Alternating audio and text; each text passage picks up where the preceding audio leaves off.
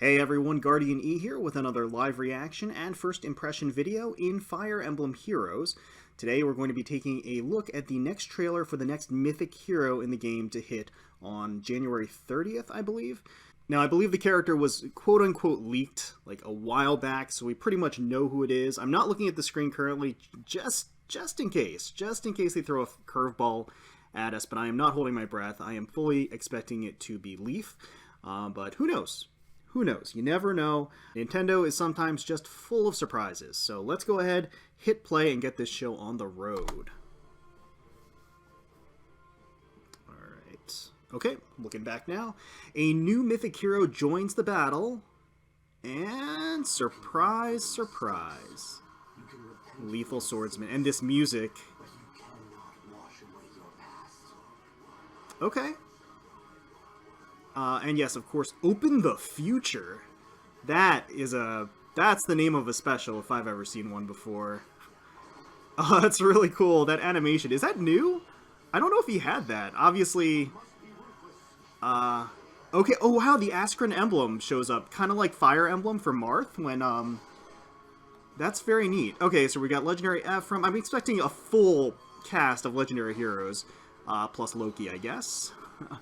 Got Yoon in here. Who else? Oh, Canagus. Okay. Lucas. Eliwood. Byleth. Okay. Alright. Hilda. There's Leif.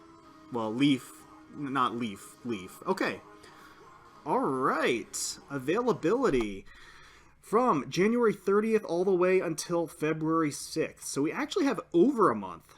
Summon on this banner. So it looks like Leif's fully decked out. Let's rewind, take a closer look at his skills.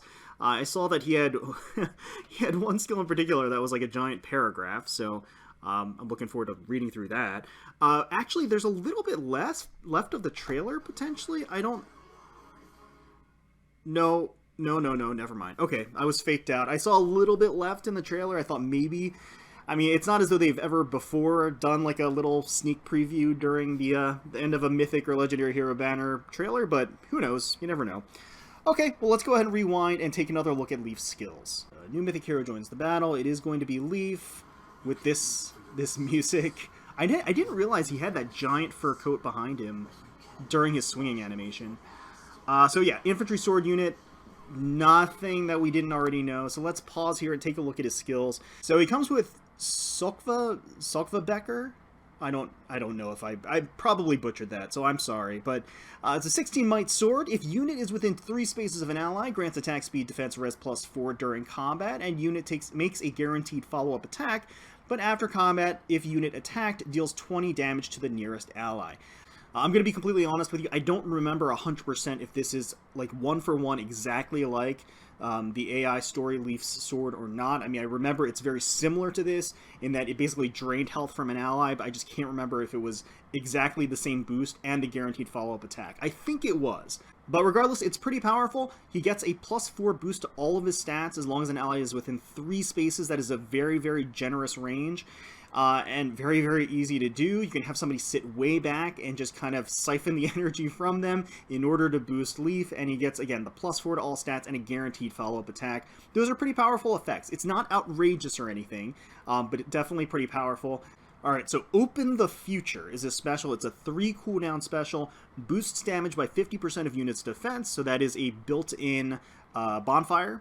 Restores HP equal to 25% of damage dealt. Okay, so it's a combination of Bonfire and Soul a little bit, very similar at least. It's kind of his own version of Ether, so to speak, but it's only on a 3 cooldown, so that's actually pretty manageable to bring into a fight, which is pretty exceptional. Again, being infantry allows him to take advantage of all these cooldown reducing specials and cooldown reducing skills on the team for synergy's sake.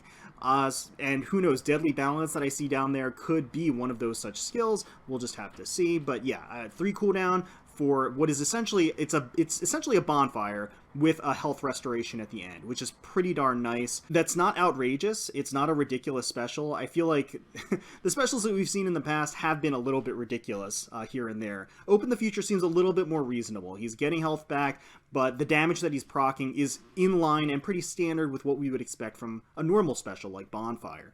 Distant counter for the A slot. Honestly, not much to say about it. Great skill, going to be useful for him. If you don't want him, Distant Counter is still a valuable skill to be able to bestow and inherit onto somebody else. So all in all, just a great A-slot skill. Deadly Balance. So this is where it gets interesting, and this is a very long description, and it makes sense that he would get his own unique B-slot skill, because Thrasher also got her unique B-slot skill, and those two being kind of a, two peas in a pod, it would make sense that he gets, his own kind of ridiculous B-slot. So let's take a look at if unit's HP is greater than or equal to 50%, or if penalty is active on the unit, inflicts attack and defense -5 on foe, and grants special cooldown charge +1 per foe's attack during combat. Only highest value applied, does not stack. Cooldown charge, special cooldown charge granted even if foe's attack deals 0 damage. Penalty, all effects that last on foe through its next action, includes penalties inflicted by a skill like Panic or Threaten, or negative status effects, preventing counterattacks, restricting movement, or effects of a skill like Triangle Adept or Guard. Huh. That is interesting. Okay, so the condition is at the start of combat, so it does the condition check as soon as he starts to enter combat.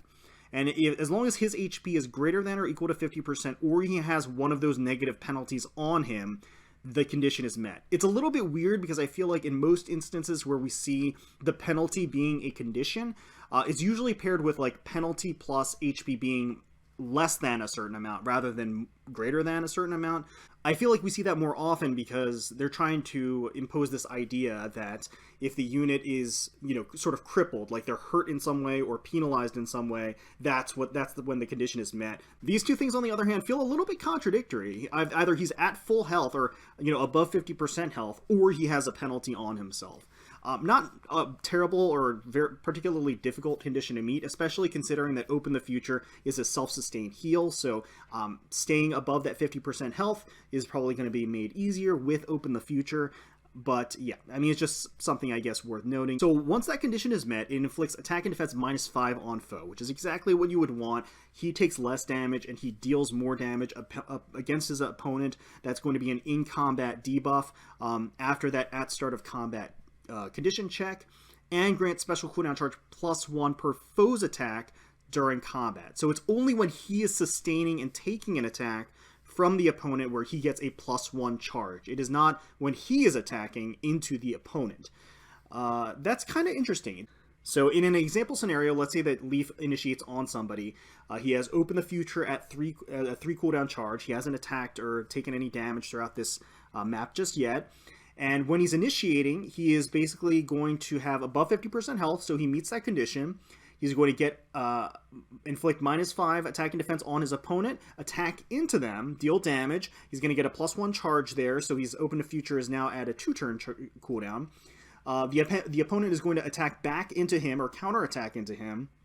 He's going to get a +1 cooldown charge for that because Deadly Balance is active. So then his Open the Future is at a 0-turn cooldown.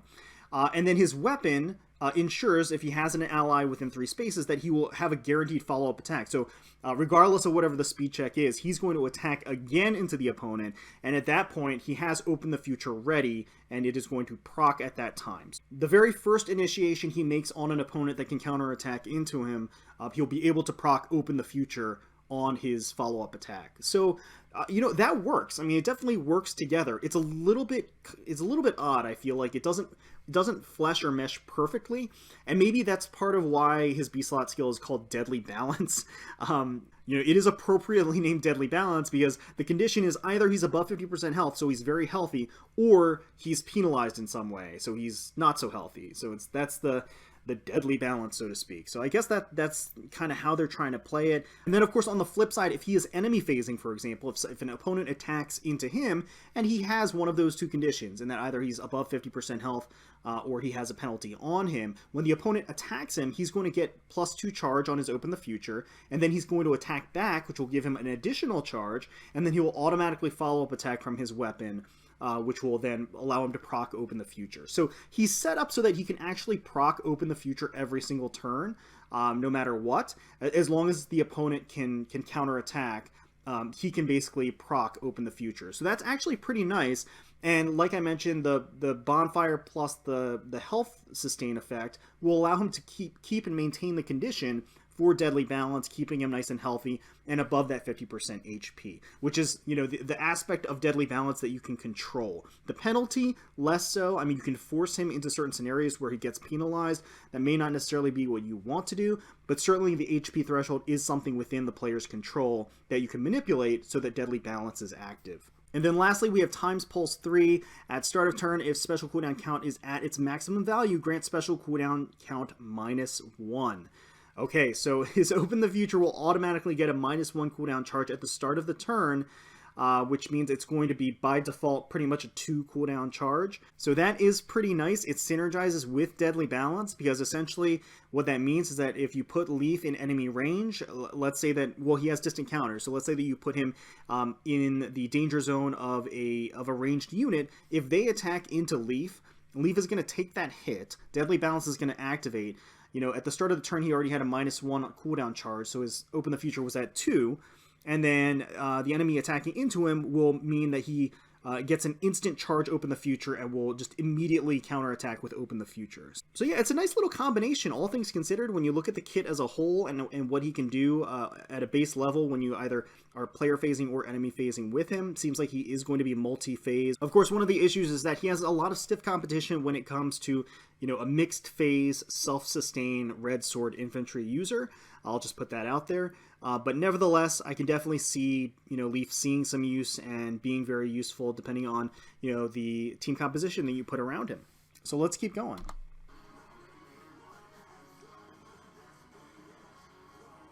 This music, though. I really do like that. It's almost like an inverse ether. I mean, not exactly, but there is that kind of nice flourish to it. And I do like I feel like that's a nice touch, the Askren emblem there.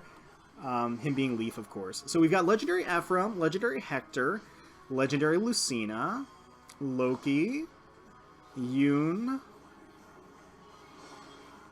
okay, Canagus, Lucas, Picnic Lucas, Legendary Elliewood, Female Byleth, Hilda, and we've got Leif. Okay, so let's just take a quick look here and break it down a little bit. So let's look at red first. Of course, Leif being the marquee character for this banner, being his debut banner. So he is going to be coming alongside Legendary Elliewood and Female Byleth. Both of those units are pretty exceptional.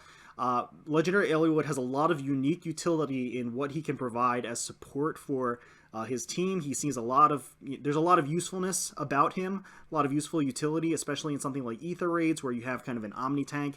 In a lot of instances, some people kind of revolve their strategies around that, so Elliewood can be helpful in that capacity, especially. Female Byleth is just very, very powerful. Both of the Byleths are very good. Female Byleth doesn't have Distant Counter, unfortunately, but she does have Wrath, in addition to some other powerful skills, Ruptured Sky, for example. So she's got useful stuff. Going for Leif, if you get either of the other two as consolation prizes, it's definitely not a bad thing. Next up, we've got green, so we've got Yoon on that one, as well as Legendary Hector, and we've got Hilda.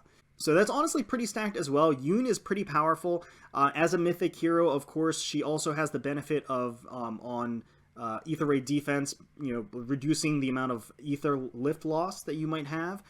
So there's that built-in utility. Legendary Hector has been around for a really, really long time. I think he is definitely still powerful, still useful, but I mean, he's lost a little bit of his edge. I mean, he's a little bit older. He doesn't have that kind of fresh new car smell, so I can understand green being held to just a slightly less esteem than red. Similarly, you have Hilda and Byleth. I think both of them are very, very good. I might argue that Byleth edges out Hilda a bit, at least especially in terms of overall fodder, I would say. But I mean, I think Hilda is still very, very strong. So green is definitely no slouch here. If we look at blue, we've got Legendary Lucina, Legendary Ephraim, and then finally Picnic Lucas. Me personally, I think I would actually value blue even a little bit less or on equal terms as green. And the main reason for that, I feel like Picnic Lucas kind of brings that down. Picnic Lucas is great. He's absurdly tanky, and he has a lot going for him. And of course, being a picnic seasonal unit, he has that advantage as well. But I think that he, in terms of overall power and utility, brings down the blue just a bit. Whereas Legendary Lucina, I think, is also still very, very strong in terms of having unique utility on a team with her Future Vision skill. And then Legendary Ephraim, he's an older legendary hero, still sees a lot of use. He's still pretty valuable, especially in Ether Ray defense, especially as a Gale Force rocket or homing missile that you may want to use. So he definitely has his uses as well. And then we have Colorless. Colorless is interesting because we have Leif. Legendary Leif is one of the more current legendary heroes, and is extremely powerful himself, and he is the only legendary hero on Colorless. So the other two that are paired with him are going to be Canagus and Loki, both of them in their own right very, very powerful.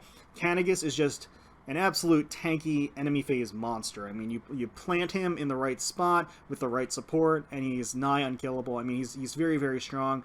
Loki has that unique utility with her Thok, her staff. So Loki has a lot going on as well. For me personally, I would say that Colorless is probably on the lower end only because it features two normal pool characters that you can get in any other banner. So not only can you get them as pity breakers on Colorless when you're pulling for something else on other banners, but you will most assuredly see these two characters featured on other banners where the rate of getting them individually will be higher. So if your target is going to be Loki or Canagus specifically, this isn't really the place to go for them. So that's why I would rank Colorless a little bit under, probably. Leif is still exceptional. A lot of these characters are exceptional. I have to say, I don't think there's a real loser as far as colors here. I think that they're pretty even-keeled as far as the overall balance. But if I had to rank them, which I'm going to because that's what we do, I would probably rank red probably all the way up there, followed by green, and then blue. Green and blue are kind of tied. Maybe green edges out blue a little bit, and then below that I would put Colorless. But to be completely honest, it's going to depend entirely on who you already have and who you're missing as far as utility in your barracks that you need for your own team compositions and Ether Ray defenses, offenses, abyssal maps, and what have you. What I will suggest is that you only snipe on a particular color if you are fine with getting at least two of the units on that color. That kind of is the cutoff point. I would strongly recommend to not snipe on any particular color if you're only looking for one of these units, the exception being if it's a seasonal unit. So, I guess in this example, if you really, really love Picnic Lucas, then this is really your chance to get Picnic Lucas. But the general golden rule of thumb is, if you're going to be sniping on a color, make sure that you're fine with getting at least two of those characters. Because at the end of the day, that means that your rate of getting a desired character is overall just generally higher than a 3 or 4 person banner. So let's keep going here. Mythic Heroes are here. So again, on January 29th is when this banner is going to hit, as well as your opportunity to summon for Mythic Hero Leif. For me personally, I think I'm just going to wait it out. I don't think I'm going to spend orbs on this banner in any big capacity. I spent a whole ton on the Tokyo Mirage Sessions banner, Star is Born, and I kind of just want to save up my orbs now for the next seasonal that's going to be hitting, because it could be a good one. So that's my game plan. You know, Leif looks cool. He looks great. That flourish animation is really sick. But at the end of the day, I think I can wait. I think I can afford to wait, and I'll just kind of save my orbs. So let me know in the comments below if you are excited for Mythic Hero Leif, and if you are going to be pulling on this banner, who your colors and targets are going to be. Hopefully you guys enjoyed the video, and if you did, please feel free to leave us a like, comment, and subscribe to the channel for more Fire Emblem Heroes content. We thank you all so much for watching and taking time out of your day to spend with us. We really, really do appreciate it. And until next time, let's protect those skies.